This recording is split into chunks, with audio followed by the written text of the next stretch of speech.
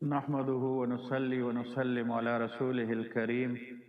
इमाम नसाई रहमहुल्लाह ने एक रिवायत नकल की है हज़रत अबू हुरैरा रज़ियल्लाहु ताला अन्हु के तवस्सुल से। वो फरमाते हैं कि हज़रत समामा इब्न असाल हनफी मस्जिद नबवी के नज़दीक एक खजूर के दरख्त के नीचे तशरीफ़ ले गए। फिर गुस्ल फरमाकर मस्जिद में वापस आए और फरमाया कि मैं इसकी शहादत देता हूँ कि अल्लाह जल्ल जलालुहु के सिवा कोई इबादत के लायक नहीं है और हज़रत मोहम्मद सल्लल्लाहु अलैहि वसल्लम अल्लाह के बंदे और रसूल है।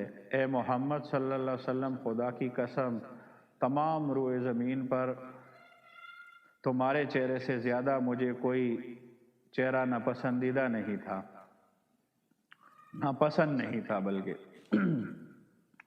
अब मुझे तमाम चेहरों से ज़्यादा तुम्हारा चेहरा पसंदीदा हो गया और तुम्हारे सवारों ने मुझे पकड़ लिया है। मैं तो उम्रा करने के इरादे से आया था, यानी उम्रा करना चाहता था। अब आप सल्लल्लाहु अलैहि वसल्लम की क्या राय है? तो आप अलैहिस्सलाम ने उसको खुशखबरी दी इस्लाम की और ईमान लाने की और उम्रा करने का हुक्म फरमाया। तो बहरहाल इस रिवायत से ये बात मालूम होती है कि इस्लाम लाने के लिए गुस्ल करना बेहतर है। इसमें दो सूरतें होती हैं। एक ये है कि अगर बंदा बिल्कुल ही यानी जनाबत की हालत में हो तो उस सूरत में तो उस पर गुस्ल करना जो है वो फ़र्ज़ और वाजिब है इस्लाम लाने के लिए भी। और अगर वो जनाबत की हालत में, चूँकि बाद में जब इस्लाम लाएगा तो बहुत सारी इबादत उसने अदा करनी है, नमाज़ पढ़नी है, तिलावत वगैरह सीखनी है, नमाज सीखनी है, उसके लिए कुरान पाक को सीखना है। तो ये इबादत, ये चीज़ें बग़ैर जब तक वो जनाबत में होगा तो ये चीज़ें अदा नहीं कर सकेगा, तो इसलिए उसके लिए गुस्ल करना ज़रूरी होगा।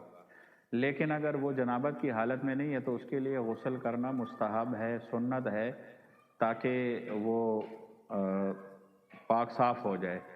दूसरी बात ये भी है कि जब बंदा दूसरे बातिल अदियान की गंदगी से, जुल्मतों से निकलता है और पाकीज़ा और साफ़ सुथरे दीन इस्लाम में दाखिल होता है, ख़ास कर इस्लाम में तो सफाई को जो है वो निस्फ़े ईमान करार दिया गया है।